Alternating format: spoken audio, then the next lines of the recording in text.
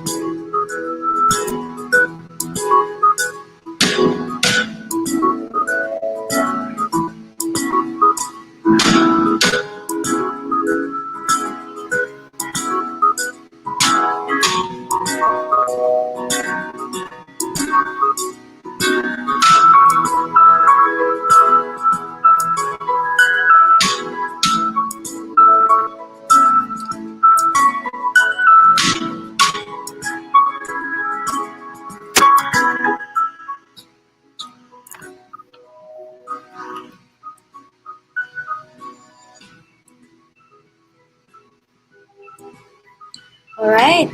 Hi. Hi, Carlo. Hello. Prince. How are Hi, you? Hello, hi guys. musta? Hey, Carlo. Prince, Rage, musta?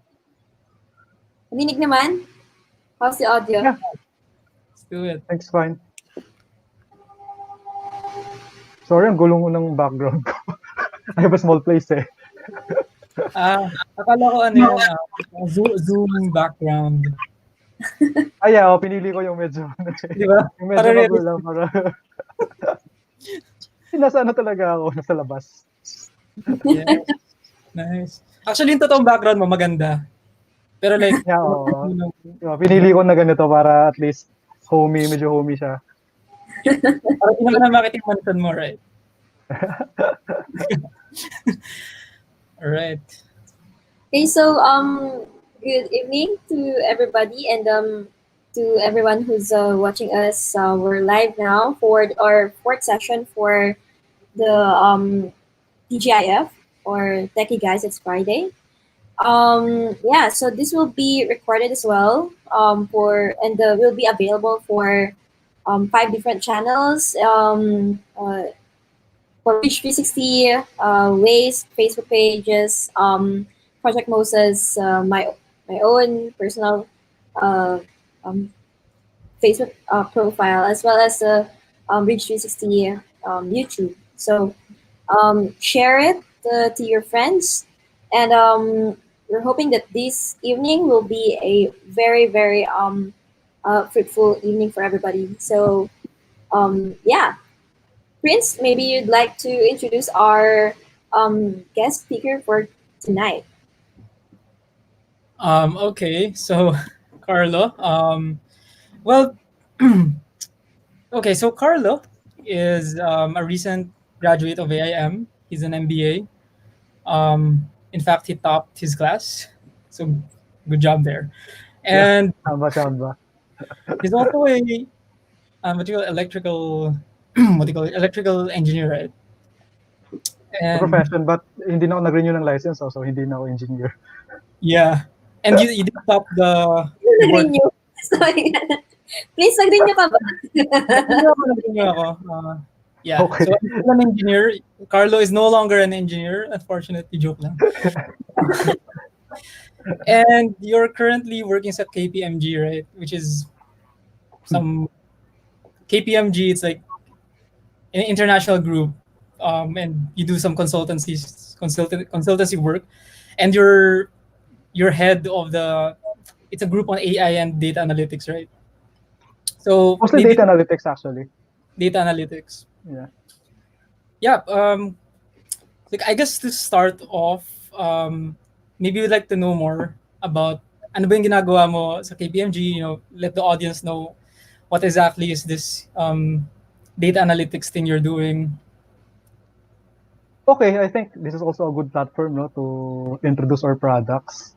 Kasi syempre, mahirap yung buhay ngayon. I need clients, joke lang.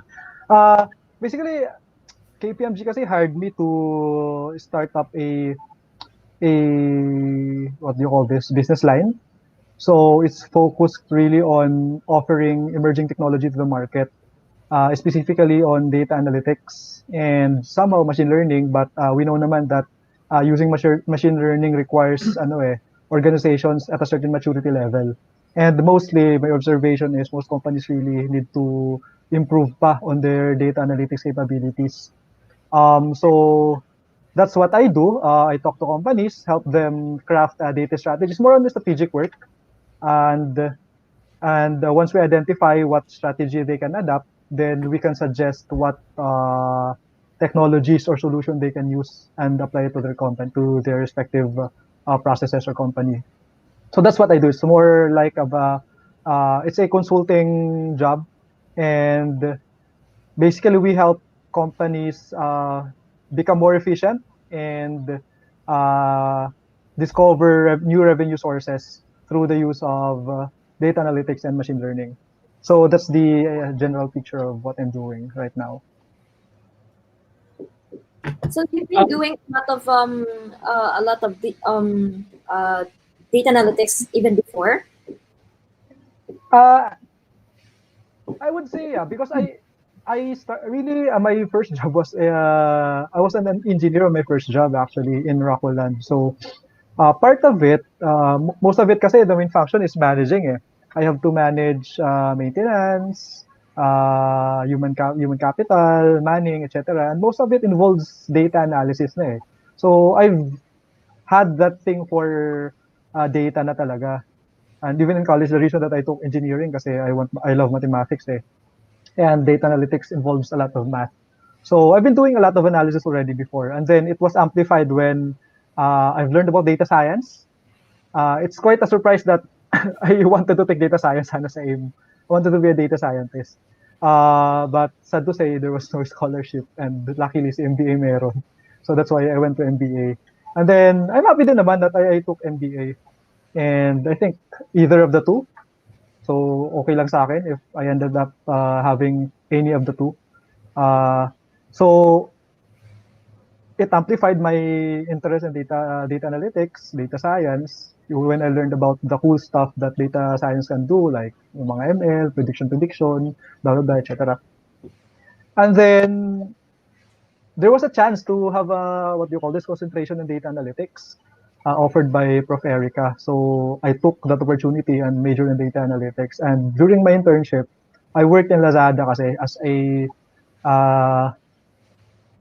it's on the business development side, but a lot of it was really data analytics. So I created dashboards, analyzed huge chunks of data, and yeah, create reports to the management.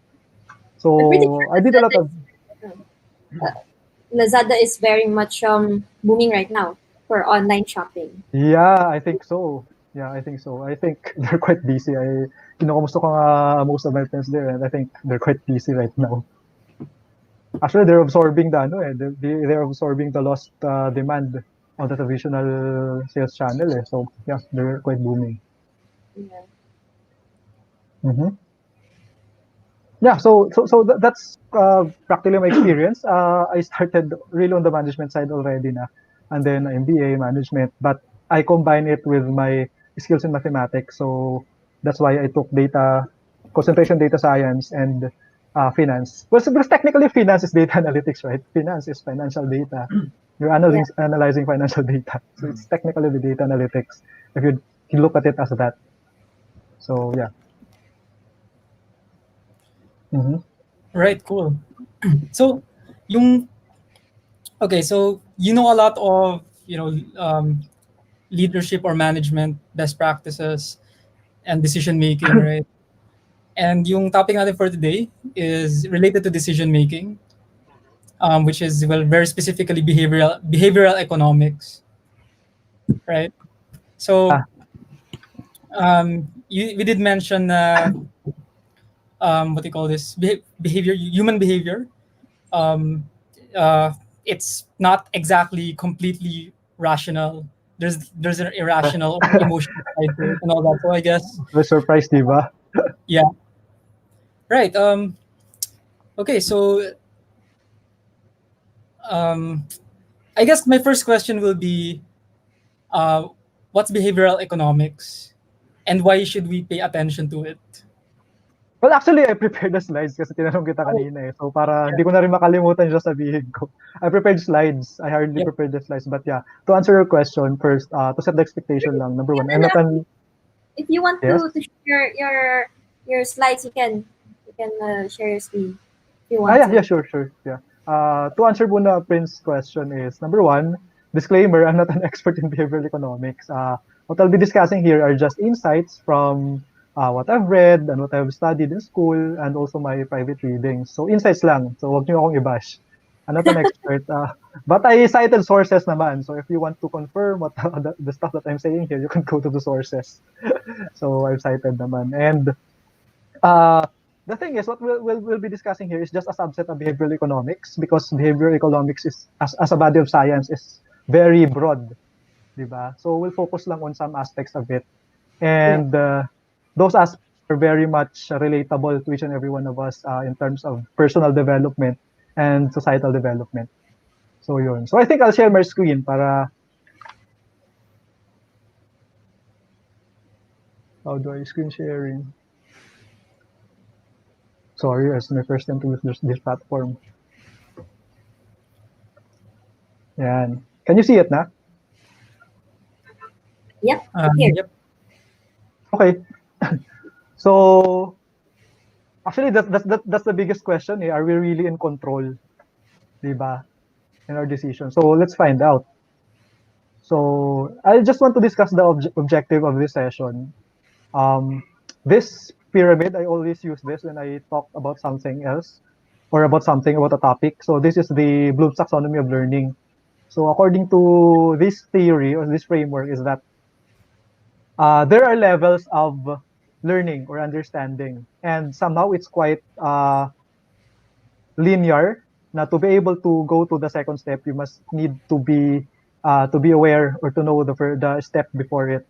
So right now, because we just have, as I've mentioned, behavioral economics is a very broad topic, and with the time that we have, maybe I can share you stuff that will help you remember and then understand some concepts of this topic. And at the same time, we'll also discuss some of the application of this topic so that at least you can appreciate how this knowledge is applied. So behavioral economics, what is behavioral economics? So basically, it's just a combination of economics, the study of economics, and psychology. Diba? So we know naman economics is the study of wealth, how a nation grow, etc. So it's also a very broad topic. And then psychology naman is human behavior. So combining those two, we arrive in behavioral economics. So why is behavioral economics significant globally? Well, number uh, one of the pioneers of behavioral economics, Daniel Kahneman, already won a Nobel Prize in economics for this exact topic. And then governments are using it, are studying it. Financial institutions are also using it, studying it.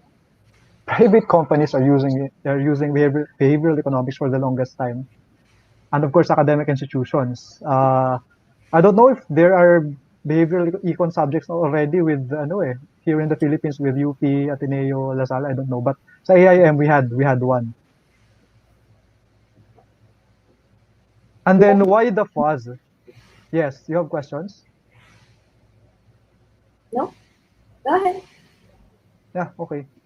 So why the fuzz about behavioral economics? Why the importance? Well, basically, it tackles on the foundations of decision making, either as an individual or either as a leader. So it really digs deep into how do we make decisions for our day-to-day lives, or even huge decisions on our career, etc. And since it involves understanding our decision making, our decisions can lead into the type of quality of life that we will be having, diba?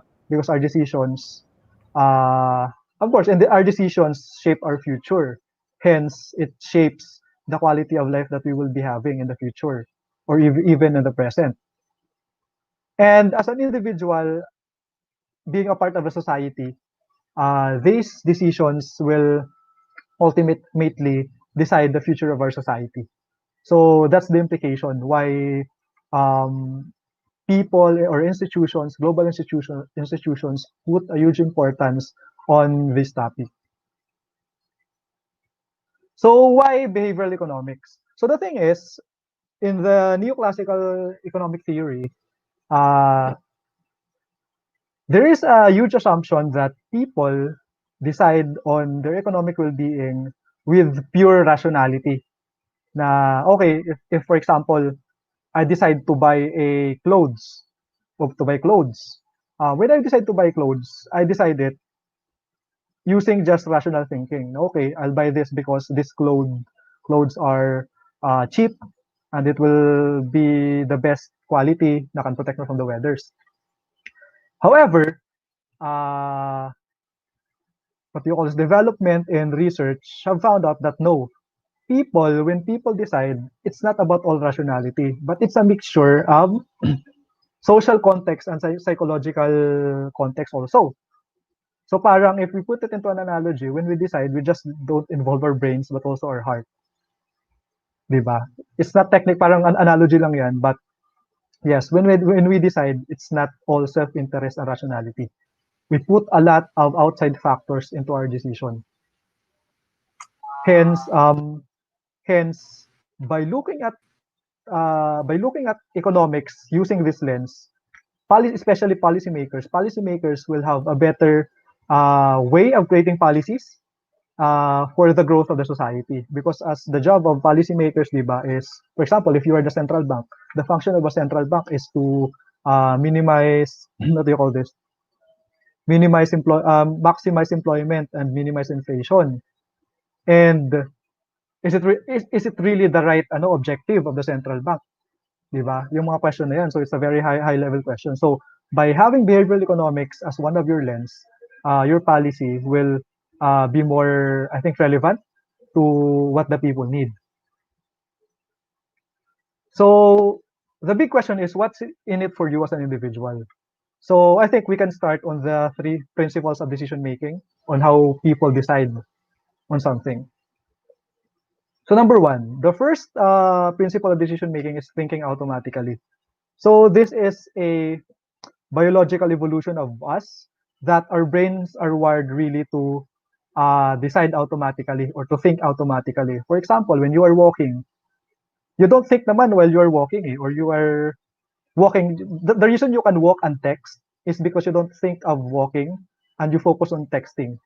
So it's our automatic autopilot that allows us to walk and text. So the thing is, this automatic thinking influences most of our judgment, and I'll explain why. So what is the implication of this? So for example, if you are a person and you look through a lens and you see, for example, hey, there are trees outside this lens. So you would assume that I am in a that this outside this lens is a forest because you all automatically assume that okay, outside there are trees, therefore forest. However, this can happen. You could be at a park at the center of a city. So this is the first pitfall of automatic thinking. By assuming quickly, we fail to recognize other facts and therefore clouds our judgment. And the bad side is we could be having wrong judgment. And then second principle of decision making is thinking socially. When we think or decide, we we include social norms. We include things around us, 'di ba? Na for example, if buy if I eat somewhere, if I eat somewhere, you don't think sometimes na okay kakain ako because gutom ako. Sometimes you think, okay, if I eat here, what would the people think? What would my friends think? What would my family think? So hence, it's reasonable that it's proven that people decide and think using social context. And sorry, by the way, to mention this what do you call this publication was published by World Bank. That's 2015. So it's a very good reading. If you want to read this article, you can ask me. I can send it later. And then the implications of this is that okay, I look at this lens, and outside of this lens, what I see it's a sunny day. However, when I look at people when I look at my social circle, because these people sees a different perspective, so they assume automatically that it's raining outside. So therefore, they brought umbrella. So ikaw, even though you decided, you saw the evidence that it's sunny outside, hence you don't need umbrella, because of the social context, forces you to also use umbrella, kahit hindi naman maulan. So yeah. Yeah, so this is proven by a lot of already of what you call this experiments is by Stanford. Uh, basically, it's called the herd mentality, etc. Because of peer pressure, di ba? And we very much know what peer pressure can do, especially when we were young, mga friends natin, di ba? And then the third principle of thinking is thinking with mental models. So we think with models. So what are mental models like preferences? I forgot to change this. So these are models of thinking uh, like what I've shown you kanina, yung Bloom's taxonomy of learning. It's a mental model that to be able to learn, you have to achieve certain steps first. So those are mental models. And the thing is, some mental models are very good that allows us to solve problems. Like, for example, when PhD people, they have rigorous mental models. For example, in today's context, epidemiology, fighting the virus. The best people to tackle the virus are the PhD people because their mental models are so rigorous now on fighting these viruses, di ba? So that's the value of mental models. It helps a lot. And the implication of mental models is that there. Um, if we look at these three different lenses and look at it on a right mental model, basically, we can conclude the real situation. But sometimes mental models has pitfalls because of shortcuts. So for example, mga pamahiin sa mental model na don't sleep when your hair is wet because you'll have a headache. So it's like looking at this window because there's water on the road and there are sprinkles of water, you assume that it's already raining. But it's just a broken, what do you call this, hydrant. So like any other tool, a mental model is a tool and it has positive and negative impact also. So we have to be aware of how to use these um, mental frameworks. Okay, so as I've discussed, decision making is really when people decide, it's influenced or it follows a process under those three principles. And the way of how our brain process information and arrives on a decision is somehow divided into two systems, or we call it the two cognitive system. And this is very important because this has a lot of implication in terms of policy making and well-being, personal well-being. So number one, so this is a research by Daniel Kahneman. So from his book Thinking Fast and Slow, he categorized the two levels of thinking as system one and system two. According to him, system one is the automatic system, which is the kind of thinking na uncontrolled, effortless, mabilis, and fast. So how does it work? It's like when you are driving alone on an open road, you don't think, di ba? It's automatic. Display social cues. Now, for example, if you smell something disgusting, maybe bigla kang nagpa-frown. You don't need to think na, oh, mag-frown ba ako? You just frown. And then our fight or flight mechanism. So for example, may tumunog na alarm, sunog. You already assume that may tumunog na alarm, therefore may emergency. So this system is very useful, especially on the survival phase of the human civilization. For example, before, nung sobrang vulnerable pa tayo sa mga predators, when our ancestors hear cues of a possibility of predator, because of our automatic system, I think that's also the reason that we survived, our species survived, because we were able to act fast. So animals also have this, di ba? Like yung mga aso or pusa, itap nyo yung pusa, gulatin nyo, they also react. So that's the value of the automatic system. And the system 2 naman, which is our reflective system, which is very effortful, self-aware, and conscious. And it's really the part of the brain that solves the hard problems.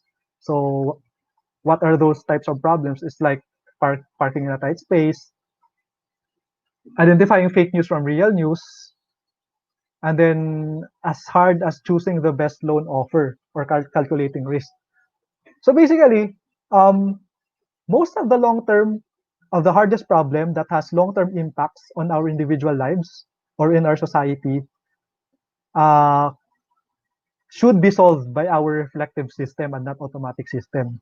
Because our automatic system kasi um, prone to error because it decides fast. It does not take a lot of information and just decide accordingly. Unlike when we have complex problem, there's a lot of information that we need to think of. Hence, we have to think of it deliberately and then that's the time that we decide. So that's the thing with decision making. We have two sets of decision making. And what seems to be the problem between this? So basically this naturally occurs to us. Everyone has this types of thinking. And what I'm showing you is the possible problem that we might encounter because of these inherent traits that we have. So number one, it is for a fact that system two takes a lot of effort and requires a lot of energy from our body.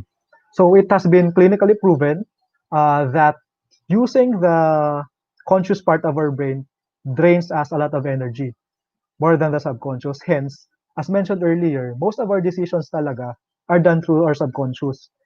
And when it is done through our subconscious, medyo malabo kasi hindi nag-iisip ng maayos. So why does our brain does so? Na instead of thinking, we just go to automatic and default. So the reason why our body does so is because our bodies evolved to conserve energy. So if system 2 takes a lot of energy and our body wants to conserve energy, hence our body would prefer using our subconscious mind, the system 1.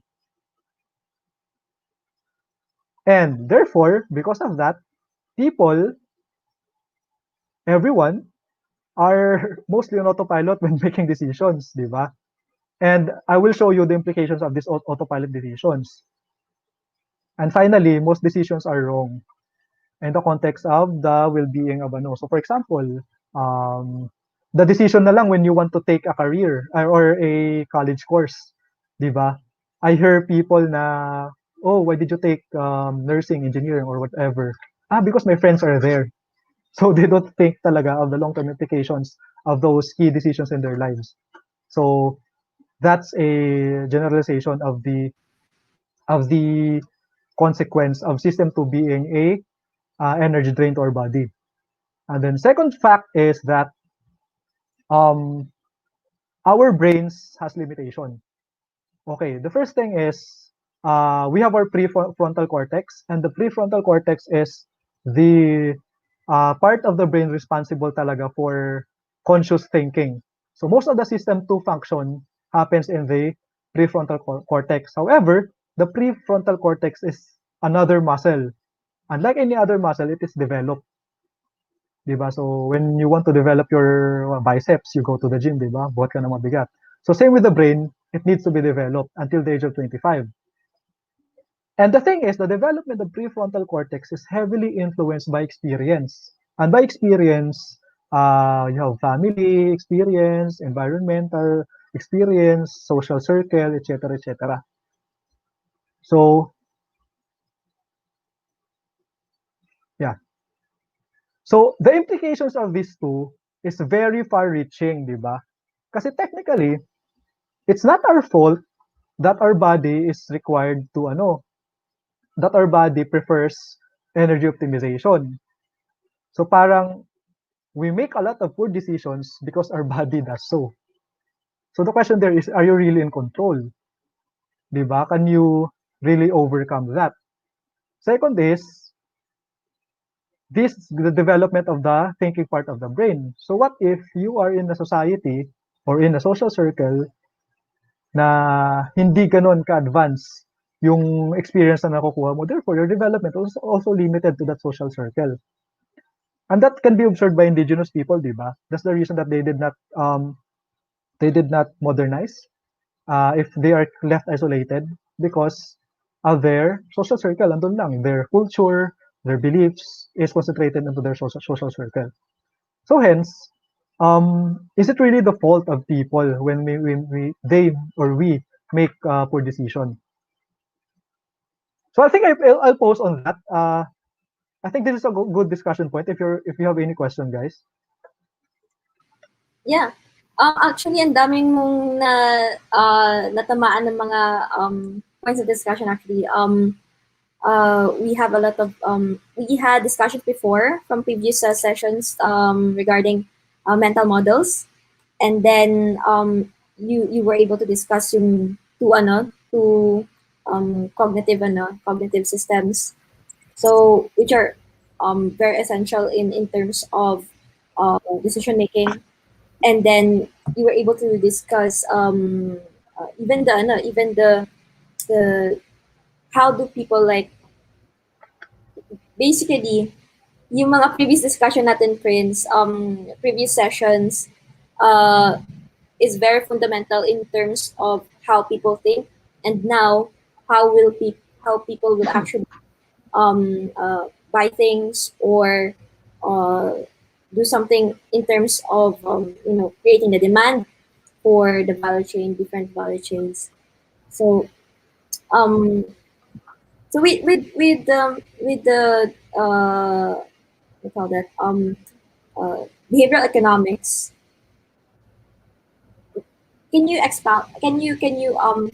expound more in terms of uh, why behavioral economics is actually something that we should be discussing, or like is it something that we can actually parang kung yung behavioral economics kasi yung discussion na to actually can fall down in the system 2 na cognitive thinking. It kind of needs us to really think a lot and deeper. Yeah.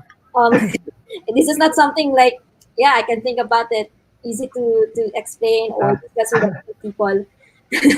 So, yeah, You know, Yeah, I sure. do have some comments. Yeah, I do have some comments there. So behavioral economics. Okay, so you did mention neoclassical economics, right? There is a fundamental assumption you did mention, so neoclassical economics, which is people are rational. But what we're seeing from psychology, research on psychology and how people think, that's not true. Most people are mostly not rational, or they're not able to process all of the information. Right? There's billions, probably billions and billions of information per second. They're not able to process that because of a fundamental physical limitation in our brain. So parang we are optimized to conserve energy. Evolution optimized us to conserve energy. Yeah. It kind of doesn't make sense in the past to process a lot of information. Otherwise, probably you're paralyzed, para analysis paralysis, and you're dead. Kinain ka na ng saber-toothed tiger or something. yeah, So I guess I guess the advantage of behavioral economics is it acknowledges that fact. It acknowledges that what do you call this? It acknowledges that people are poor thinkers most times. And so if you're gonna craft a policy, parang revolving that policy around that assumption could probably lead you to better policies. Compared kung yung policies mo is on the assumption that people are completely rational and all that, it's probably targeting an ideal world when in fact that's not the world we live in. Yep. Also, another take on that kasi I'll go back to Bloom's taxonomy, and decision making is another body of knowledge eh. yeah, And to be good at decision making, you have to take the stairs na naman to Bloom's taxonomy. So remembering concept, and then to be good at decision making, you need to know the components of decision making. And these are the components of decision making. Your system 1 and system 2. So to be a good problem solver, you have to be aware of these two sets of thinking. Na if there's a decision that needs to be made, are you aware that you are deciding consciously, or baka yung sarili mong na naman subconscious? And I think I'll show you the implications of those on the slides that I'm gonna show you next. So let's go.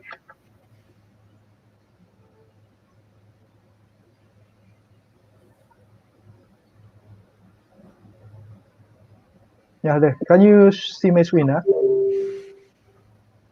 right there. Yep. So yeah, I often, also this is a personal experience. I offer here or see a lot of posts in Facebook saying that our economy was the strongest in Asia during Marcos' time. But if you look at the history from the World Bank, our economy was not even close to the strongest economy, or to the economy of Japan, which was the strongest economy at that time. Also, we hear a lot of posts on Facebook that, hey, I got victimized by Bitcoin scam. So why do people fall on these policies? So why do people get victimized or taken advantage of? And why do people believe and strongly believe and fight for their belief on fake information? And I think the answer to that is the cognitive biases. So cognitive biases are the product of our automatic thinking. Because yun nga, tamad tayo mag-isip because our body tells us to do so. Hence, our mind create mental models based on that shortcuts to conserve energy.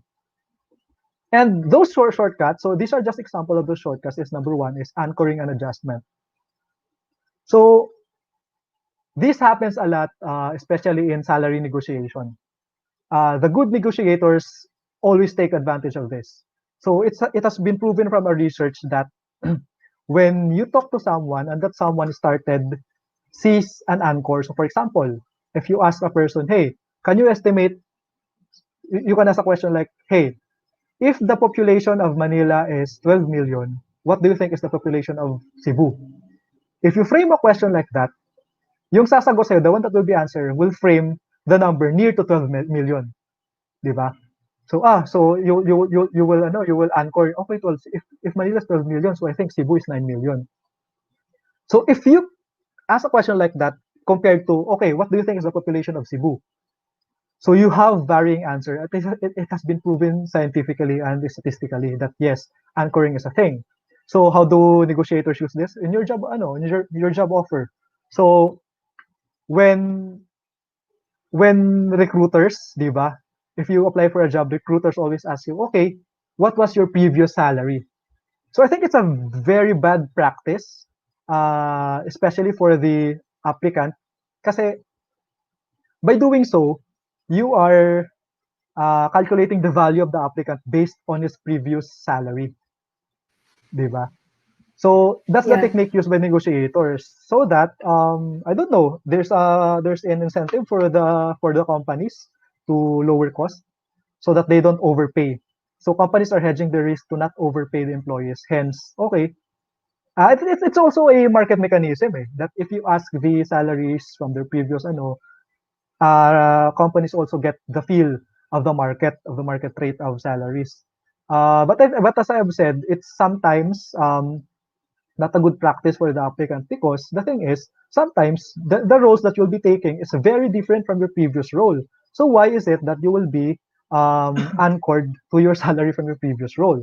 So this is a very complex and a very complex problem in the job market. But I mean, that's an application. So if you are a very good negotiator, so for example, you are acquiring a company, you can use this anchoring. But um, Siyempre, as negotiator, you also need to practice, you need to be aware of this bias. Therefore, when you are buying something and you are practiced in this bias and you are aware of this bias, so hindi ka madadala sa anchoring. So, okay, stop. So, if someone tells you you want to buy a car, so the price is 1 million, sir. Wait, stop. I think the price is this, blah, blah, blah, blah. So, that's a heuristic that we often use. Second is availability heuristic. It's also very common. A classic example to that is a restaurant that you often go during Friday, and then the next month it closed. So you will tell your friend, "Oh, why did the restaurant close?" It's always There's always a lot of people eating it in that restaurant. You assume that there is a lot of people that eat on that restaurant because you go there during Friday. And Friday kasi is the peak of the demand for restaurants because people have nothing to do on the Saturday. But you forget to acknowledge the fact that what is their sales during Monday, Tuesday, Wednesday, or the rest of the week. So maybe the rest of the week they have no customers and Friday lang madami. And since you only knew of Friday, therefore you assumed, di ba? You were bothered. Why did they close? Given that ang dami nilang because of the availability of the data that you have. So this is a very useful what do you call this? It's a very important concept that data analysts should have. So a good data analyst is very much aware of this, ensuring that you are getting the right sample size, especially statistician. So this is a problem of sampling.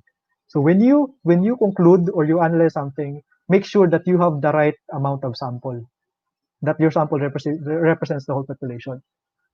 So that's another heuristic. And then second is representativeness. So parang the probability of something, you compare probabilities of two different things, like people dying in airplane versus people dying in car crash. So people sometimes overestimate that it's more dangerous to ride an airplane because they see that yung mga balita di ba sa TV, but when you look at the data, it's more deadly to ride on the road than on air. So that's the one thing. That's one example of representativeness, and then social proof. This is the one of the most problematic heuristics that people use, and it's present on most of the policies because you tend to decide based on the behavior of people around you, and this is very prevalent during the Nazi time. That people, since they normalize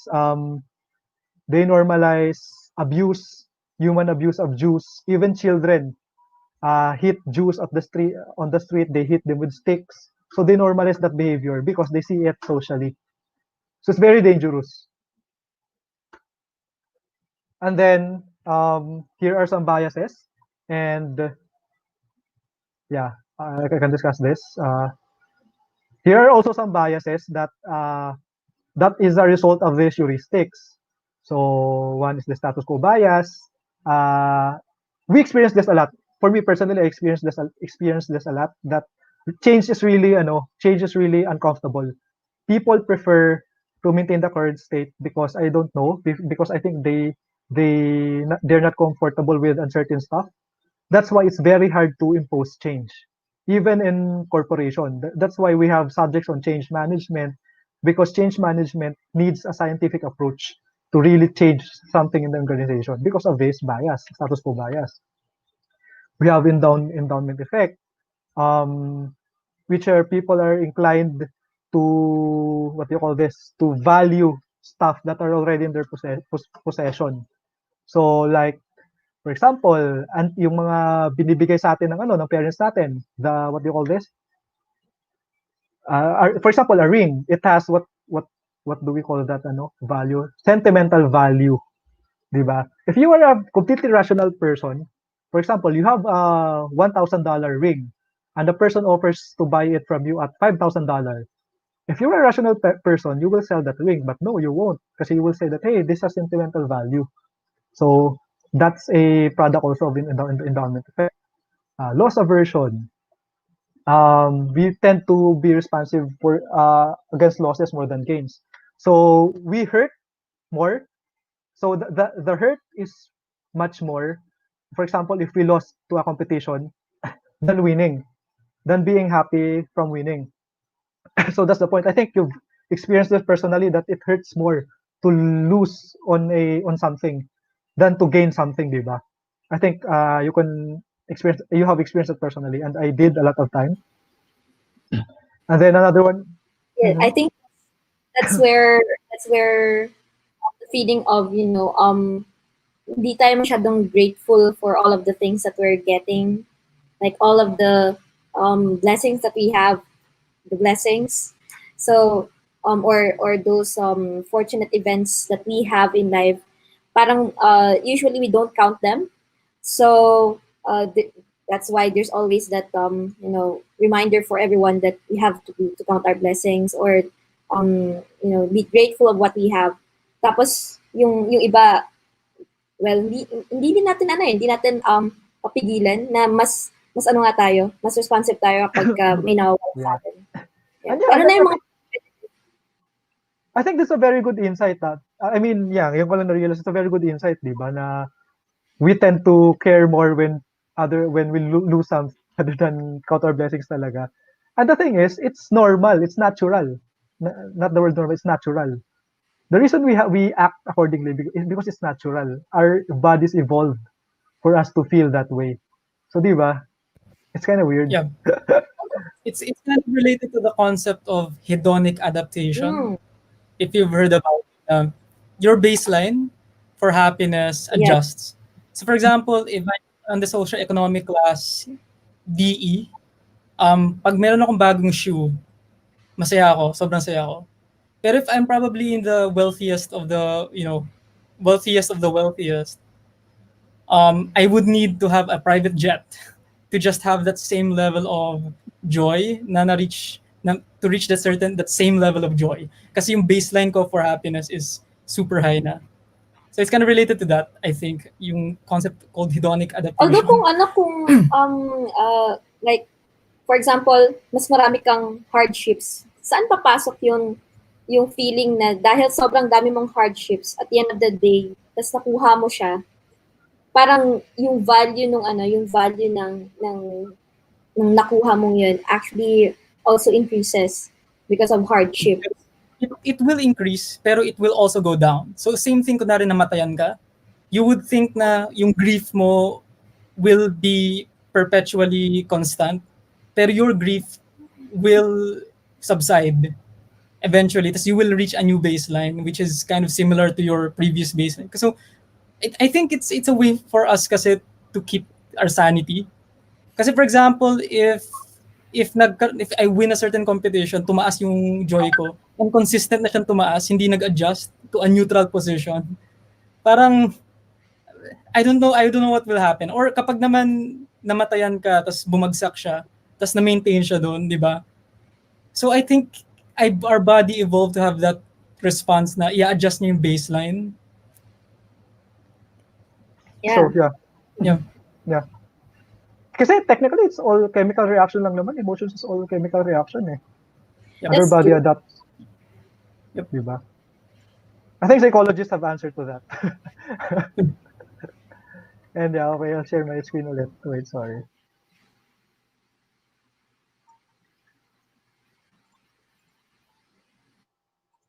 It's kind of weird not seeing you guys eh. When I present, I don't see you. So it's like I'm talking to myself. Can you see my screen, huh? Hello? Yep, I can see. Okay, and Yes. so this is my favorite confirmation bias. So yeah, I think this is very prevalent now. And I think I think all of us can relate on this bias. Na we only acknowledge the information that we already know or we have already acknowledged. So this is the core um, reason of polarization right now na Dilawan, DDS, yung mga away na yan. Na, okay, because I supported Duterte na, therefore I will just pick the information that suits my belief and then perpetuate that belief. Diba? So this is a very problematic bias. And again, it's not our fault because it's shortcut. It allows our subconscious to take over us. So yeah, I have more Actually, discussion on this. Yeah. it's kind of related to religion. So if you grew up Yeah. in a Oh. Christian family, your chances of becoming something else, like a Muslim or something, is really low already. Same thing if you grew up in a Muslim family. Like, what's the probability that you'll become Christian? And I think it's has something to do with, yung predisposition mo to accept the first information, and considering nga yung society mo, yung social circle mo is kind of imposing that belief on you. So of course it's not. I guess religion is a clear example, pero it happens in politics as well, like you mentioned. Pero maybe in other things, maybe even in science. So even if you go in science, may mga grupo-grupo dyan na iba-iba yung paniniwala, di ba?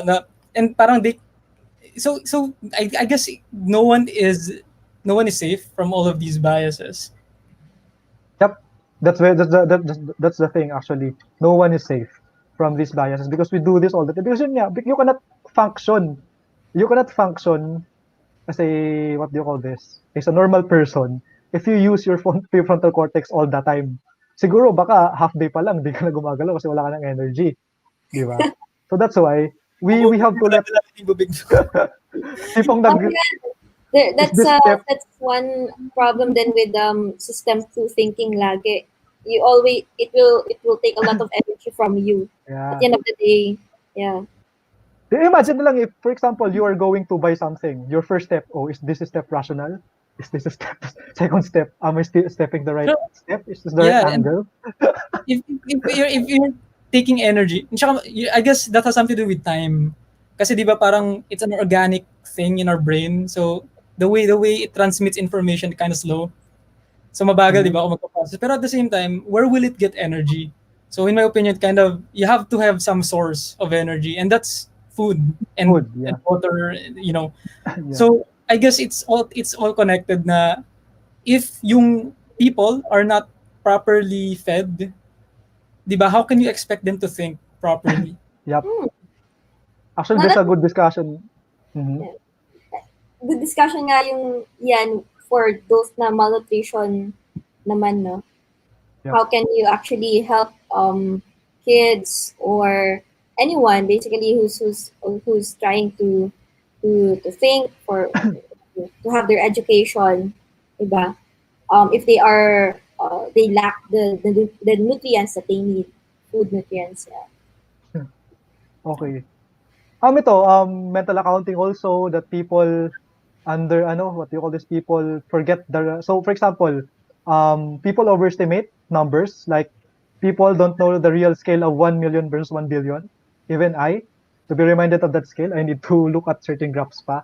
What is the real the scale of 1 billion? So mental accounting. And this is a very interesting idea, willpower. That willpower, we have certain willpower, but it depletes. It depletes and it is replenished. So Mm. yeah, that's That's one of the interesting. reasons. Mhm. That's Yes. interesting. Yeah, it's very interesting, di ba? Kasi why is it that ito, for example, the super obese people na lang na why is it that super obese people want to go to become thin or at least to lower their weight but still eats a lot, di ba? It boils down to willpower. I think they have weak willpower and they can do it. So it's very interesting na ma-willpower tayo. And then choice overload. This is a very real thing also. And marketers have used this already. A lot of ano for a long time, and they do this in aisles in supermarket to avoid choice overload. They put the best choices in front of you na so that you'll pick up the nearest thing na the nearest thing na lang na nasa sayo. I And just remember, then I think it's a willpower. It actually is something na uh, kind of connected with leadership. Paano kapag ka may political willpower, di ba? May mga ganun tayong pinag-usapan, right? yep. To do decision making, you have to have that particular political willpower if you want to do a certain policies and actions or activities or events or programs, projects in your community or in your uh, um, sasakupang lugar. Yeah. And I'm sure also you've experienced this that decision drained you. After that decision, you just want to sleep. I'm sure you already experienced that.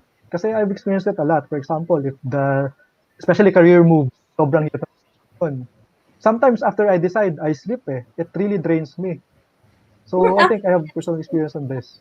Yeah, decision making is draining. Kasi I guess related dun sa discussion natin earlier, which is the prefrontal cortex. So you're using system two thinking. So parang that takes a lot of energy, especially if marami kang pinaprocess na information. So I guess that's the reason na it's draining.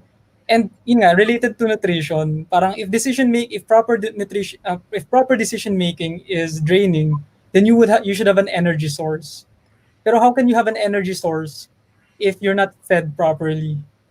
Diba? So parang ang daming probably ang daming pang interconnected parts pero parang ang daming ang daming hurdles that you have to overcome to make the right decisions. Agree with There's that. a question nga pala from the YouTube channel. Mm-hmm. Uh, Here's from Professor De Villa.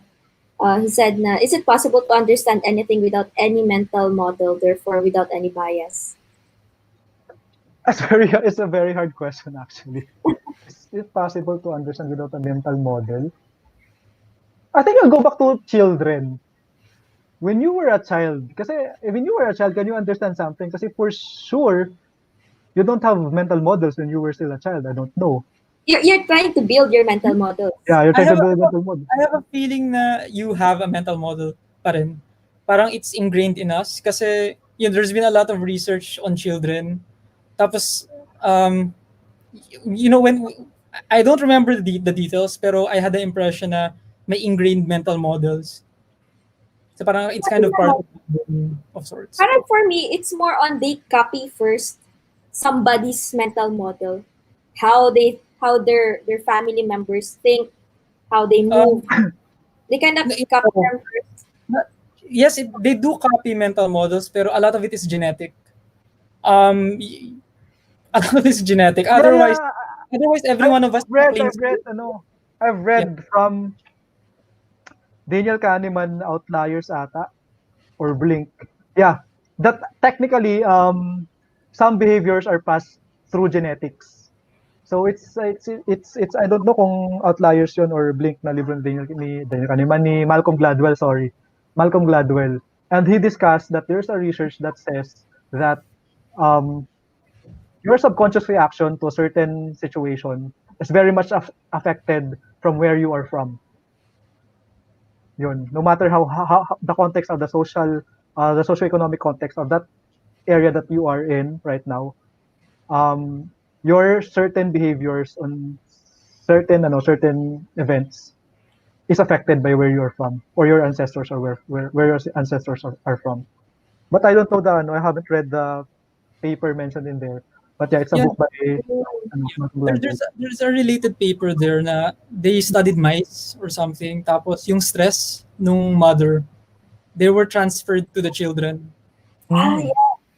Yeah. yeah. So if you've played Assassin's Creed, the premise of Assassin's Creed is they're able to understand and relive the history of people based on their DNA. So there's a partial truth to that. Pero I forgot what the research is, what the exact research is. Pero I guess the point is children have parang pre-installed models of sorts From the area, no? Kung I think saan man also that pwede. from genetics, from the environment nung ancestors nila. I think the question, I think this is a very good question that was asked to us eh. And then I would push it further kasi parang it's leading to can we really decide without bias? 'Di ba? Yeah. It leads to can we really decide without bias? I think for me, in my personal opinion, we can't because that's just how our biology is made of. We are designed to have bias. Therefore, all the decision will have bias. Wait. If our mental model and our biases are ingrained in our DNA, is it are we talking about like thoughts, mga yung mental models being passed through like a virus or something, passed on from one generation to another? Pwedeng Hmm. ganun. Kasi we're talking about mental models here as as a function of what do you call this? Sorry, let's what my point kanina is decision without bias, di ba? So Yeah. I did not talk about mental model. Kasi mental model kasi as mentioned kanina is a function of our system to thinking. Or hindi ba? No, yeah, we have also we have subconscious mental models also pala. Yeah. Yeah, hindi, ganito. I think, is it possible? Hindi kasi, the question kasi, is it possible? I guess, if we reframe it to be, is it probable? I would say, not probable. Maybe there's a Zero. 0.00, epsilon, there's the epsilon possibility, probability. So, to answer, maybe it's possible, I don't know. I really don't know, but I'm more or less certain that it's improbable at the moment, at least, kasi when we're looking at even artificial intelligence models or even simple models like linear regression models, they all have biases. So for example, machine learning, right? Machine learning can take in more information than we can and predict things better than we can for a lot of applications, right? Yet they still have biases. So what Dep- more and, and, biases and the has thing is, you? it's very comparable to people, di ba? The biases of the machine learning algorithms is based on the data. Same with people, di ba? Most of our biases because of the experience that shapes us. Plus, the mga genetic stuff pa na pinapasa sa atin. Oo. So, Yeah, yeah. Yun. So Okay. therefore, it's improbable, but I not don't know. It Yeah, I seems think, improbable. yeah. My take on that is I think it's very improbable. Um, can you see my screen now? Yes. Yeah. I think this is also very one of my favorite what do you call this theory or yeah theory on biases. It's the Dunning-Kruger effect. We actually I talked about see that last session number. mhm. Yeah. Yeah, people really overestimate. So I think it can fall on optimism. Ano pa ba? Meron pa dito overconfidence eh. Yeah, there's an overconfidence bias also eh. So it's a combination of a lot of biases, and this is how it goes into the real world. That's why people die on the road because they're all very confident that they are good at driving. I mean, I don't know. But yeah, this is even in corporate setup. I've seen this a lot. There are a lot of people who are really Yeah, subject to Dunning-Kruger. They claim that hey, they are very good at this, but when you test their skills and measure it scientifically or objectively, my God. So even I fall for this, di ba? Most of Yeah. the time, I overestimate my skills. So no one's really no one's really can escape from this. And the thing is, if you are aware of this curve, I think you can minimize being susceptible to this error.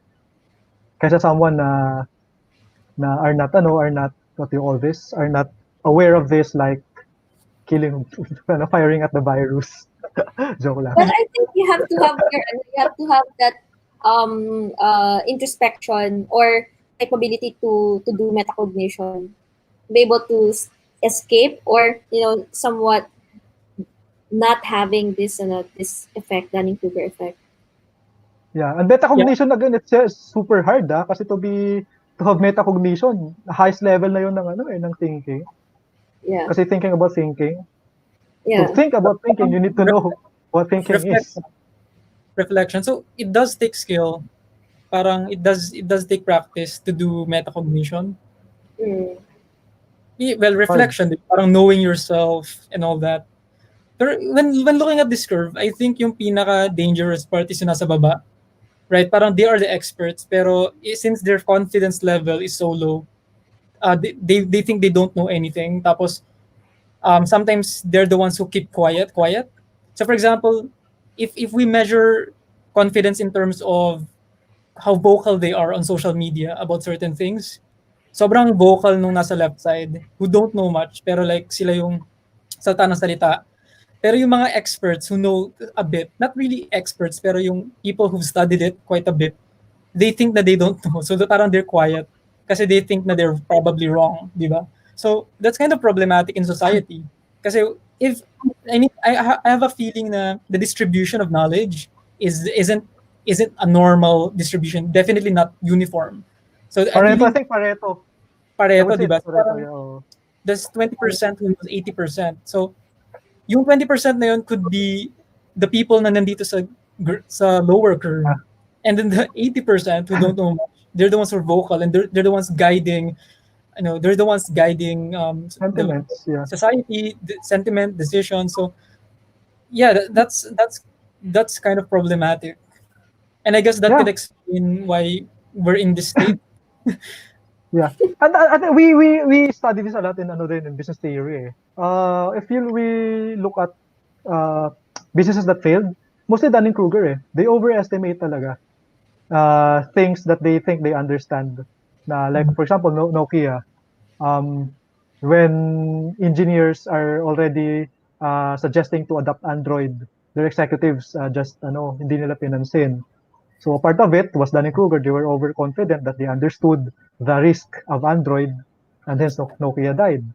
So a lot of factors, but this really play on the survival of corporate organizations. So this is one of my favorite, lalo sa mga maiingay.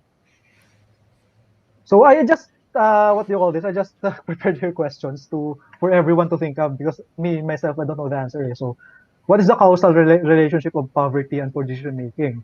So are poor people, are they poor because they decide poorly, or they decide poorly because they are poor?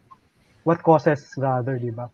So as mentioned kanina, yung point ni Prince nga, okay, if thinking requires what you call this, fuel or energy, and poor people don't really have access to good energy, hence therefore they cannot decide because they lack energy.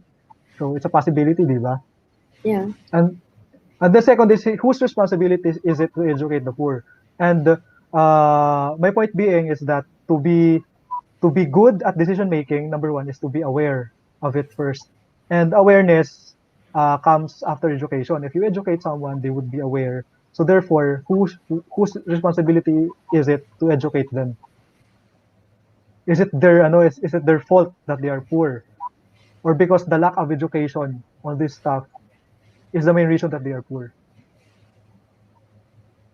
Diba? So this is a very tough question. Well, these are tough questions, and these are very complex kasi complex and systemic yung problem the poverty is something that has to be solved in all aspects ng sabay-sabay. Parang dapat hindi lang lahat ng tao trying to go to the agriculture, or hindi dapat lahat ng tao nasa industrial revolution or what.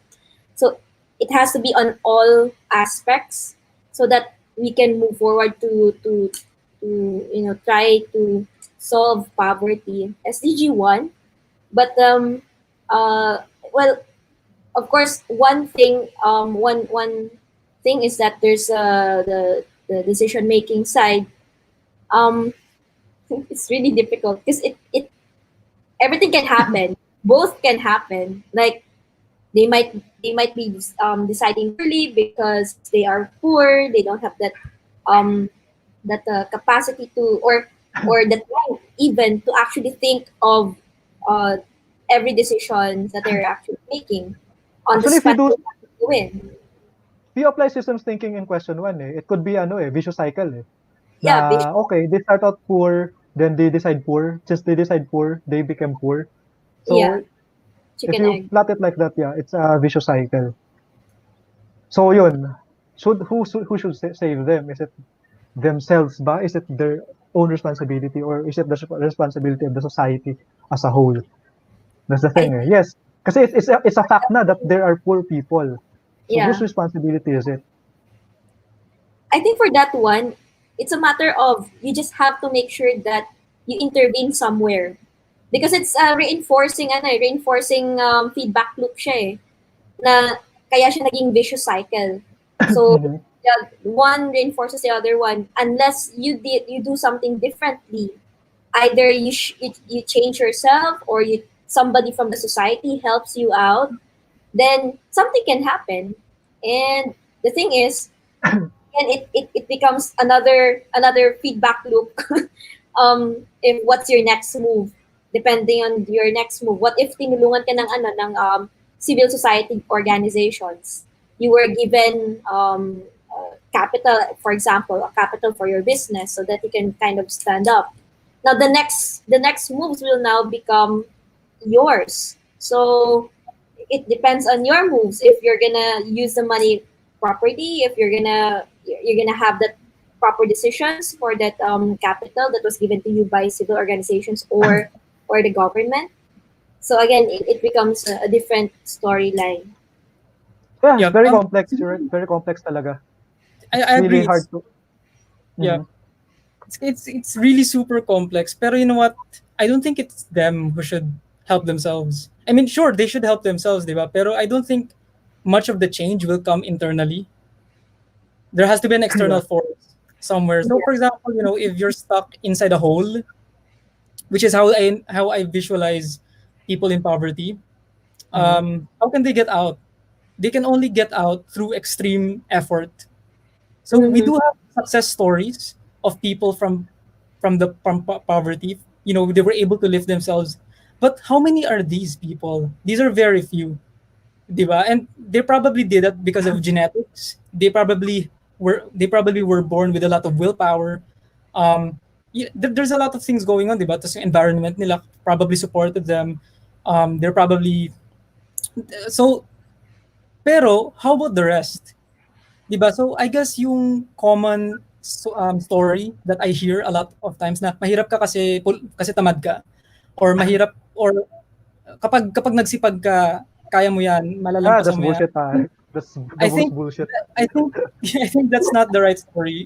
I think the story is someone else has to help them. And I remember this story of a Filipino organization helping people in poverty. So mga people sila from Payatas, tapos yung tinulungan, right?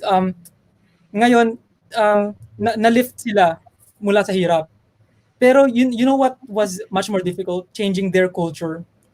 Kasi even if binabayaran na sila ng pera, in fact, yung iba nakaka-abroad na, Mm-hmm. nakapagbayad na ng wedding with drone shots. People na nagpupulot lang ng basura before. Yeah, yeah. Pero ang hirap ng culture, which is nagnanakaw pa rin sila. Marami pa ring nagnanakaw. Ngayon, kung ako yung business owner, sasabihin ko ba na, magnanakaw ka kasi, ganyan, tatanggalin kita, sisibakin kita. Instead of doing that, nagkaroon sila ng parang workshops, and parang tinetrain sila na hindi tama yan. Alam mo yon yung, so, kumbaga, if sila nabigyan na nga sila ng opportunity, pero they still have those habits na ang Mhm. hirap i-break, how can you expect people na wala pang tulong? So they have to do a lot of things. They have to lift themselves up from poverty. They have to change their habits, their mental frameworks. There's a lot of kumbaga, there's a lot of effort and hurdles there. So I don't buy yung story na magsipag ka lang, sila na kaya nila yan, tamad kasi Yeah. sila. I don't Yeah. buy Well, that. I think actually, I someone, have 2 points. yeah, I have 2 points on yung pagnanakaw. Because us, on our level, what I mean, ilagay natin sa level of understanding that we have. We think of stealing as morally wrong, di ba? Morally wrong, ethically wrong, and wrong on all fronts of any mindset. But sometimes those people, iba yung point of view nila eh. Parang, okay, nagnanakaw ako sa mayaman. Yung pagnanakaw sa mayaman na hindi kasalanan. Robin Hood They na. don't, yeah, they have that mindset eh. They think of stealing, some people think of stealing as a virtuous act. Because nagnanakaw ako sa mayaman, yung total yung mayaman, sobra-sobra naman, therefore okay lang sa akin magyaman. And it's very hard, and it's not their fault, di ba? Because they were shaped that way, because of their environment. So, di ba? So, I mean, not all the who na nagnanakaw, intentionally, magnanakaw ako kasi masama ako. They think of they reinforce their belief that, hey, stealing is virtuous. And then, on the second point is, I'll go back lagi sa argument ni Bill Gates eh. And, sobrang capitalist ng mindset niya, but I like how he thinks. So, I'll go back to the analogy why he's eradicating diseases. So it's the same like eradicating poverty. Because these communities are very susceptible to diseases. And once those diseases come to this society, to this group of people, there's a huge probability that it would spread to the bigger population. So that's the argument of Bill Gates. I am greedy. I care for my life. Therefore, if I care for my life, I have to eliminate all the risk to my life. And how do I eliminate that? Help the poor para walang sakit na manggaling sa mga hihirap. Therefore, walang threat to my life. yeah. It's it's not a glorified thinking of justifying to help the poor, but it makes sense. Parang, because I want to push for my self-interest, I'm gonna therefore, help. help others. Yeah. Kasi Bill Gates understands that we're all connected. Yeah. So actually, I remember another story din sa Africa naman. Are you familiar with the Cheche fly? Yeah, check plan. Okay, so sa Africa, di ba, parang there's a lot of poor countries there. And you can attribute in some areas there yung reason why they're poor because of the Cheche fly. So parang minalas lang sila na nandun yung Cheche fly. So yung Cheche fly na to, it makes their it makes their cows or their bulls or whatever yung ginagamit pagsasaka doon lazy. It makes Okay. them sleepy. So it's hard for them to do agriculture. So yun pa lang, 'di ba? Parang wala nang kinalaman sa tao yun eh. So I guess yung perspective dun is there has to be an external intervention to help them. It's really hard to help themselves given their situation. Very much agree on that. Okay. So I just want to share my key takeaways. These are my opinion lang. So I don't know if you accept this. So number one, yes, there are social bubbles, as said by Prince. Na it's like they're really in a hole, diba? Na they just see. It's the allegory of the cave, basically by Plato. They just see the shadows, diba? So they're in a hole. So therefore, their mindset, their mental framework are just there, concentrated. And then being poor is not entirely their fault. There's genetics involved, and there's a lot of circumstances involved. And then voting the wrong people is not entirely your fault. I mean, kahit how painful is it to accept this fact that these people vote the wrong people because of the information that they consume, and it's not entirely their fault that they consume this information, because there's a probability that they don't have equal access to information, diba? So they vote based on the information that they have. Filtered information. Yeah. And finally, making poor decisions are not entirely your fault. So yes, it's your fault, but not entirely yours, diba? So I think for me, it's very wrong talaga that saying that, hey, you're poor because di ka nag-effort. No, it's very wrong. It's both, always. It's always both. And then, okay, so since we are tech guys, let's talk about this thing. So sorry for the wording. People are stupid. Let's make money out of it. And yeah, this is the foundation of marketing. Actually, marketers have been already abusing biases to push their products, and I think this is the foundation of capitalism and consumerism. So classic example is of course social media. How do big companies profit from biases? Social media, fake news. So avenue for fake news, avenue for advertising. So political agenda. People can push political agenda. They get paid. Fake products, they get paid. Advertising, they get paid. Advertising results to overconsumption. So yeah, it's not very glorified how tech companies are using this these biases. So how do they use it? So number one of the most state of the art technology that uses behavioral economics is the product recommendation engines. So because of data, because of AI, they can see the probability of purchasing item A and purchasing item B. So if there's a high probability of purchasing both. Of course, they will recommend that product, and it all hinges on our impulsive thinking, that we're not aware because of the lack of willpower. I don't know, because of our thinking that social belongingness. If I buy this product, maybe I'll get accepted by my peers. So hence we consume. So it pushes consumption, which is again pushes consumerism. So same with content recommendation engine. Andito naman yung what do you call this? Confirmation bias. So if I like Donald Trump content, then high probability na the next content that they will push me is another uh, Donald Trump content then. So for example, if you are a DDS, you'll have DDS stuff. If you are Dilawan, you have Dilawan stuff. And then magka-clash kayo sa mga bagay-bagay. So problematic. But yeah, that's how you enjoy social media. That's the business of social media. Get you interested, and it gets you interested by feeding you what you like. So their business model of media and e-commerce is founded really on people's biases, especially social media. It's really founded on people's biases. Autoplay. Yeah, if you want to sleep na, tapos biglang autoplay, uy, ang ganda content na to, tapos biglang autoplay, sige na nga, one more video. TikTok. Di ba? TikTok naka-autoplay.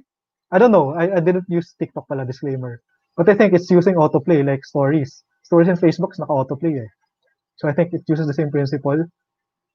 And then like buttons, oh my god. So it amplifies our sense of belongingness.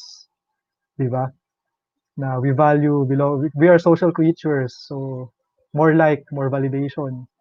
Notification. This is a very pervasive approach of tech companies, notification, because you're always notified. Hence you always look at your social media. Dami mo notification. Ting, baka may bago. You get excited eh. I've read a book on it that every time you receive notification, there's also an injection of dopamine, I think.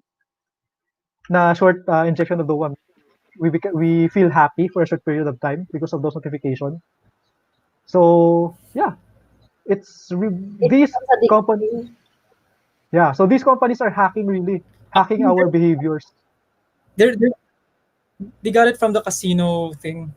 Na di ba yung parang sa casino yung rolling, what do you call that? Yung may lumalabas na images and stuff. Parang with music, parang there's a cue. Yeah. Tapos that when you hear that cue, you feel happy or something. Yeah. So it's similar to that one na if you see that notification, parang may nagla-light up somewhere sa brain mo. Yeah. Sobrang grabe yung mga ng business models ng casino. Do you know that they designed fragrances for casino? Yeah. So, parang pagpasok mo sa casino, feeling mo, I wanna stay here forever. Yeah. Grabe. As in, grabe yung mga marketers in taking advantage of our cognitive biases. I think, going back to the casino, I just realized parang yan yung isang example din ng behavioral economics. Because if you look at probabilities, your probability of winning sa casino is like less than 50%. wrong, Yeah. it's worse than flipping a coin. Yeah. Diba? There's always that advantage to the Edge. house. Diba? Parang Mhm. there's always that advantage to the house. The house or the casino is always at an advantage. That's why they earn. If Yeah. if yung probability mo is the same dun sa players and sa casino, you won't earn. So there's always that slight advantage to the house. Pero people still play casino for some reason, for entertainment, or if they do that for the money, it doesn't make sense. Di ba? Yeah. You enjoy being payment UX. So, di ba, when you get what do you call this, a software, even if you don't want to buy, you don't pay, they already ask your credit card. There's a Yep. technique to that is if you give your credit card, you forget to unsubscribe. Therefore, they'll Yeah. charge you forever. So Yeah. yeah, I always fall for that. Stupid.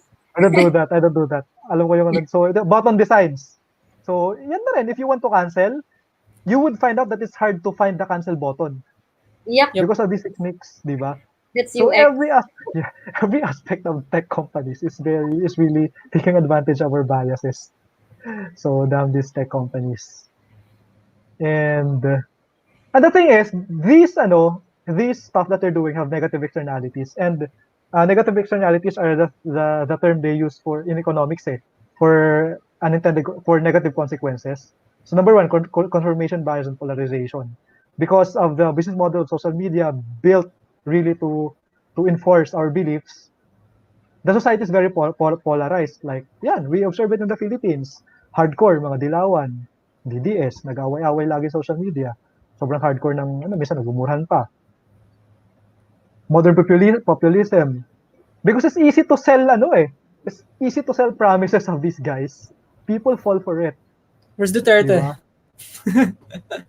Hula. Sorry, I'm not that political. Baka madapot ako sa NBI. So ito, this is from a picture from CNN, I think. Okay. So we have Trump, Boris Johnson. This one's from Turkey. Turkey. Bolsonaro from Brazil. And that's consumerism and global warming. This is the most problematic one. Like, I'll mention Zara because their business model is not secretive. Zara, the Zara yung what I say, pioneered fast fashion. From the word itself, fast. So they designed their clothes to be not that cheap, but affordable. And at the same time, they Yeah. design their clothes to be not that rigid. So number one, the reason it's affordable so that you will just buy and buy because it's affordable. And they designed the clothes to not be rigid so that if it turns down, it become torn, then you'll Buy buy again. again. Yeah. So yeah, consumerism. And for example, Colgate. You know the strategy of Colgate when they're seeking for growth. So for example, there's a point in Colgate that they already reached almost maximum market share. Their market share is not growing anymore. Mm. And then of course the management is pushing them to grow, to find the source of growth. Do you know what they did? They replaced the lid of the toothpaste. Mhm. Yung lid niya dati hindi ganyan. Ni-replace nila mas malaking lid. Mas malaking lid, mas malaking pag nagpindot ka ng toothpaste mo, mas lalaki lalabas. Ha. Yeah. Tsaka, Okay. yung sa mga ads nila, have you seen yung mga ads ng Colgate? Yeah, Ang di dami. ba? Ang lalaki. Oo nga. Eh, kailangan mo lang naman doon P-size. P-size. Di ba nakasulat sa pack nila sa likod? P-size. Oo, But if you P-size. look at their ads, The ads, puno. punong-puno. Anong gagawin? Bulang-bulang na yung bibig mo. So, di ba yun? So, that's the bad side of taking advantage of these biases. So, it pushes consumerism. So, over-consumption tayo ng resources natin. So, you know what happens. Yeah. So, I think I prepared another questions like, up to what extent should these companies be held liable of these externalities? Very hard policy problem. And should the government step into this and impose regulation? Diba? If you're a liberal or a Democrat, you have different point of view on how government should intervene. Yeah. So should the government get into this? Or as corporate practitioners, ask ourselves, where should we draw the line on the usage of these behavioral techniques? So for example, if you are that manager in Colgate and the CEO asks you, hey, hanap ka ng growth strategy. So where do you draw the line? Di ba? Yeah. Sadly. So, very hard And question. medyo magkadikit yung magkadikit yung second question mo plus yung, well, actually magkakadikit sila. So, if for example, wala namang, there's no proper regulation and there's nobody who's actually uh, checking, then kung wala yung regulation na yon, it's gonna be easy to draw the line, tapos bahala kang mag-draw ng line mo. Everybody will just draw their own lines kasi there's no regulation at all. But at the same time, when you ask the government, what's the regulation? How are we going to regulate these people? Where are we going to draw the line as well? Yeah. Parang, It's very hard. It's very hard kasi looking at classic economic theory, di ba? Yung mga ano na kaya we have Republicans and Democrats, di ba? Kasi the point of one of the party is government should not intervene from the invisible hand of the free market. And the other side naman that government has a what do you call this? Has the responsibility to intervene. We don't have answer to that, di ba? So this is still an ongoing debate even in mature societies like the US and the European Union. So very good topic for academic debate, di ba? And hindi kaya ng isang upuan lang. And that's then, true. sabi ko na kasi baka nag-OT, overtime na tayo. And ethics on policy making. So we've seen naman that companies are very effective on using this biases in their own advantage. Hence, why not use it in policy making? So that technique of taking advantage of our behavioral biases is called a nudge. And it's really an intervention not a draconian intervention, but a simple push. As simple as designing to, for example, one example is to put fruits in front instead of junk food and increases the likelihood of picking fruit than a junk food because of our bias, availability bias na andyan na yung fruit din frutas na nakukunin ko, di ba? So it has impacts, and then there are a lot of case studies now of nudging, and companies become big because of nudging. So it's no question. And I think the next question, the important question here is the ethics of it na eh. Diba? Na, is it ethical for government and multinational organization to use behavioral insight to influence people? That's the thing. Given the knowledge that, hey, people can be manipulated, should these institutions use this knowledge to influence? So do behavioral economics interventions interfere with people's autonomy? That's the next question. Are we really in control? Does nudging or interventions interfere with our autonomy? Di ba? Does the use of default opt-in policies for organ donation take advantage of vulnerable individuals, etc.? So these are very good questions. And I think it's a good discussion topic for everyone. And I think we can go back to that. And yeah, I think this is the last part of my slide. These are the books that I read and some publications also. The Economist, Harvard Business School. But these books, you could have a lot of insights by reading these guys. So yeah, I think that's it for my presentation. I hope you've learned. Ay, napindot niya yata.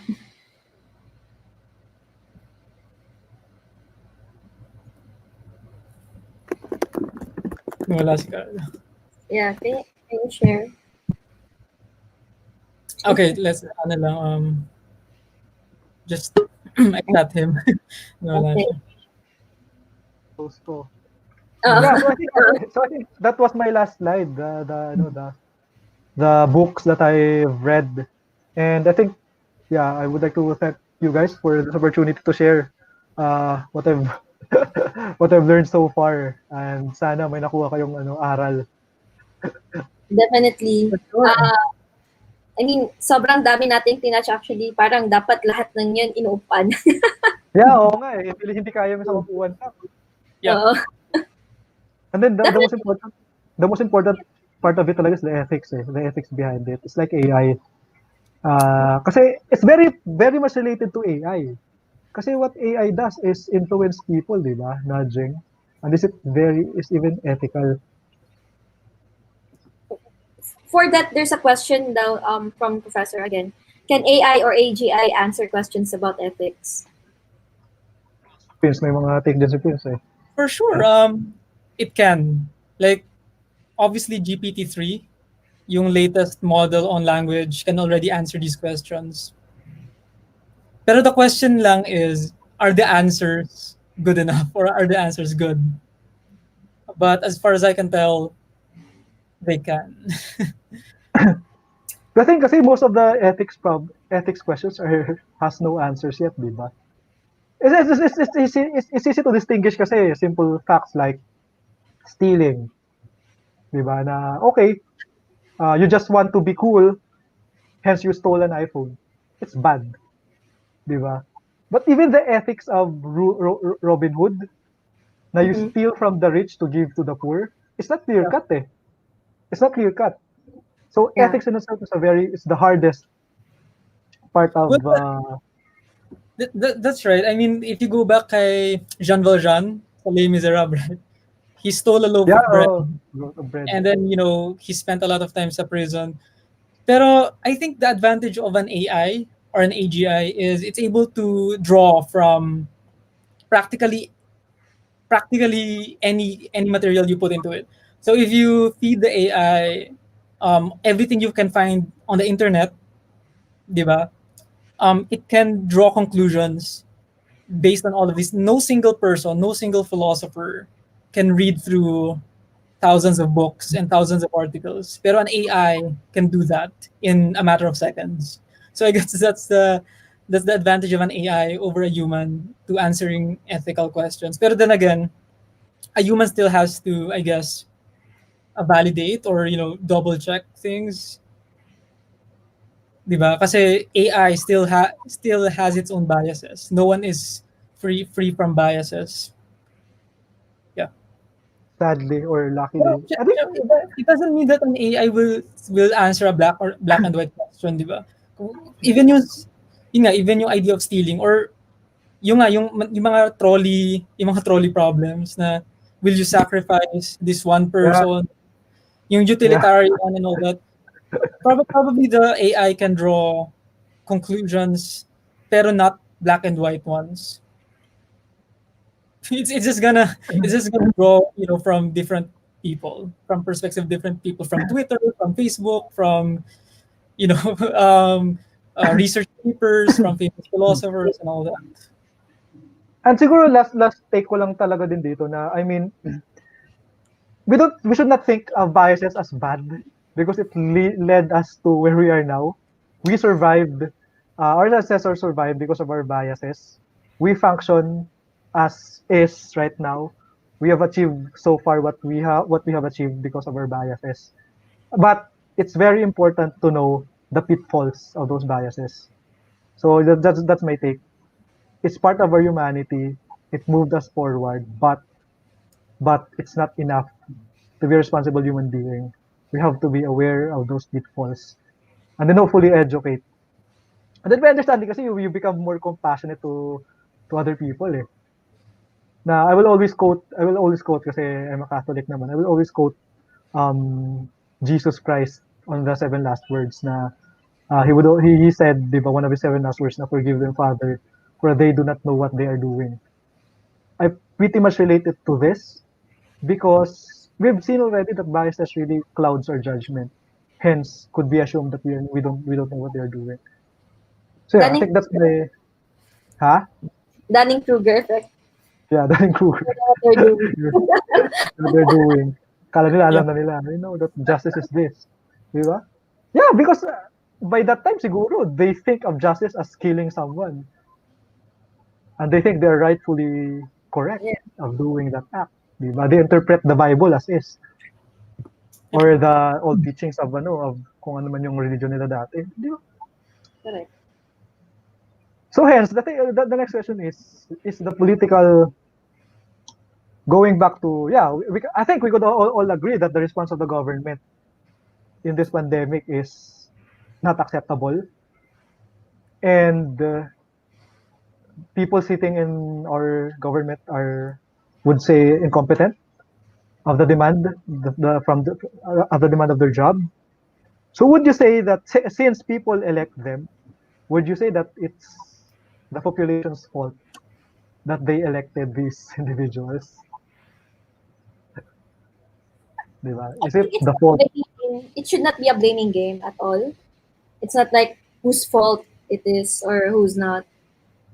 I think we can reframe the question kasi instead of looking for a person to blame. Kasi hindi naman for me it's not it's like if we're gonna do that then uh what good is it going to bring? Mhm. Yeah, I think it's a very good point. Actually, it's a very good point na instead of blaming game. Kasi, well, first, for the officials, we need to blame because we need accountability. But for the vote, should we be accountable for our vote? Kasi accountability is everything eh. You have to be accountable as a human being, you have to be accountable because you do this action that it has consequences, therefore you have to be accountable.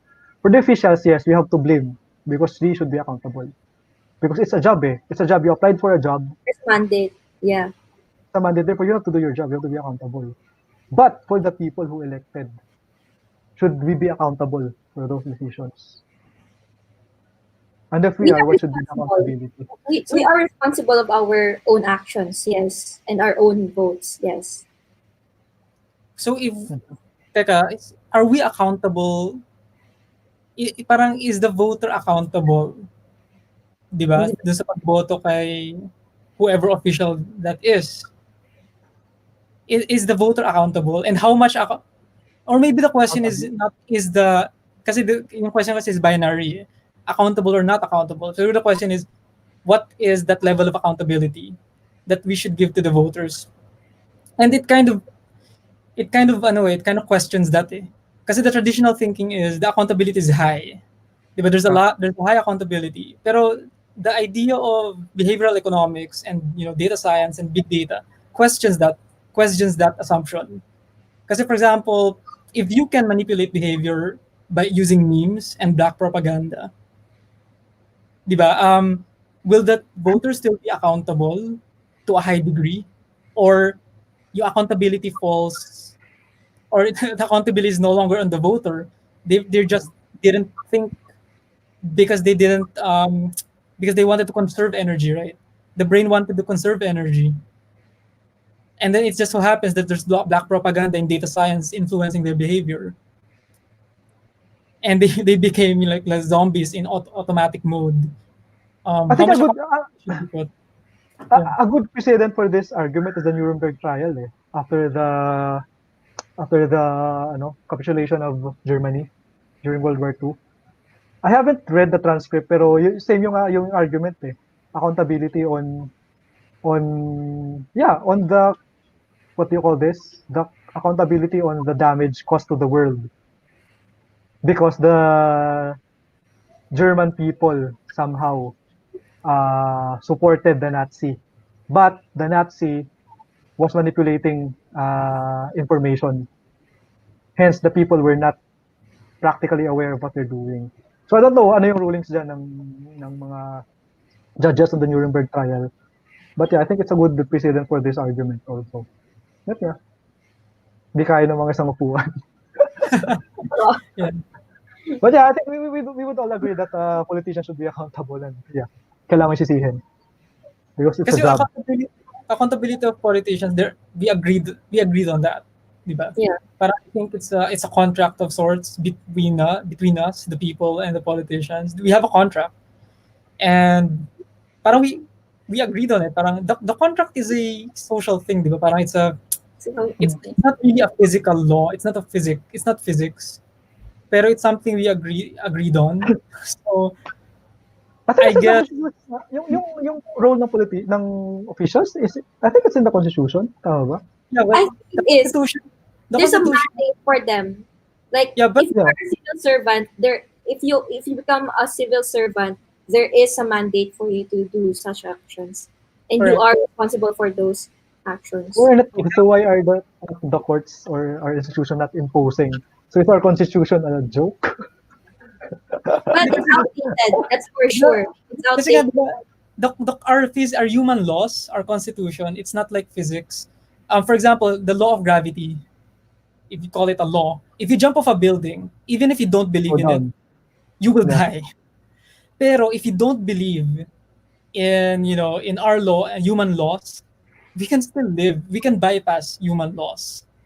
'Di ba? Parang what's keeping the human laws there, existing is our shared belief. So if majority of Filipinos do not believe in human rights, then there's no such thing as human rights. Human rights is a social construct. 'Di ba? Yep. It's not physics.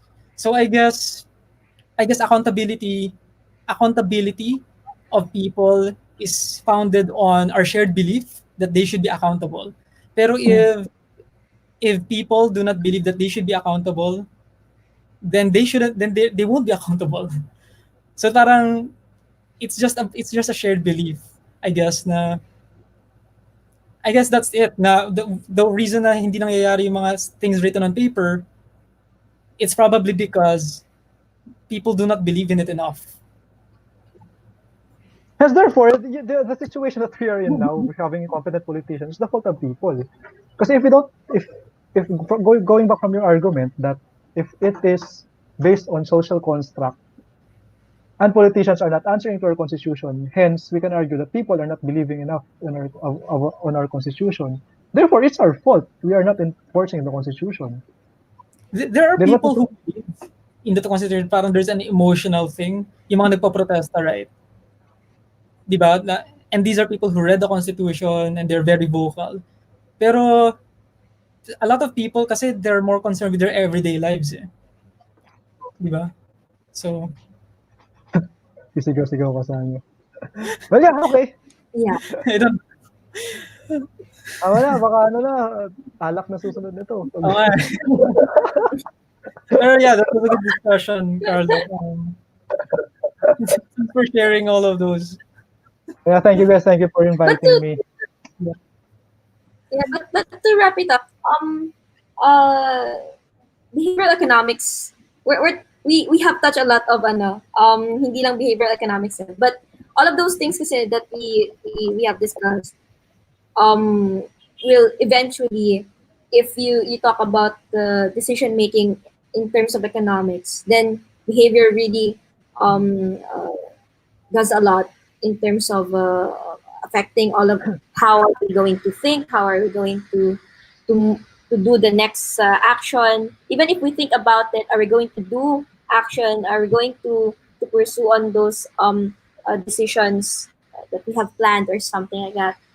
And because of this, all of this mini decision making, and when we talk about buying stuff, demanding stuff, the supply and demand can be can be dictated because of these biases, because of these way of thinking, what we believe in, that can even turn into a certain level of norm.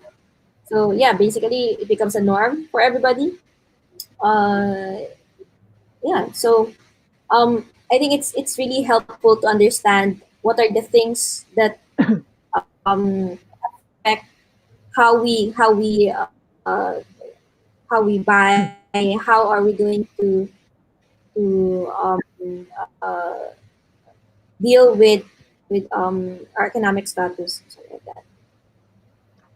Siguro last two ano lang, super last na. Last 2 points. Number one, for individuals, just be aware of these biases. Number two, for policymakers, ito talaga for policymakers, nakikinig man dyan. Guys, you have to be aware of this stuff.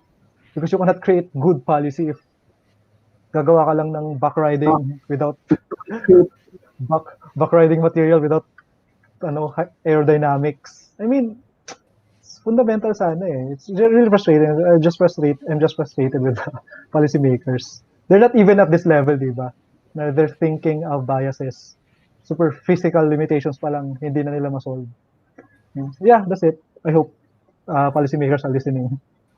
Please do your job right, guys. People are dying. Yep. So thank you, I guess. Yes. Yeah. Thank you, Carlo. Thank you guys. Thank you, Bridge 360. I enjoyed the session. I hope you'll have more of these pa. Yes. For sure, baka ma-invite ka na That's true. namin next time. Yeah. All right, Sige, thank you okay so lang. much, Carlo. Thank you so much sa mga sa 2 hours. So you yes, Ay, yes, we will. So um, you can check out our previous sessions then No, yeah, sure, sure.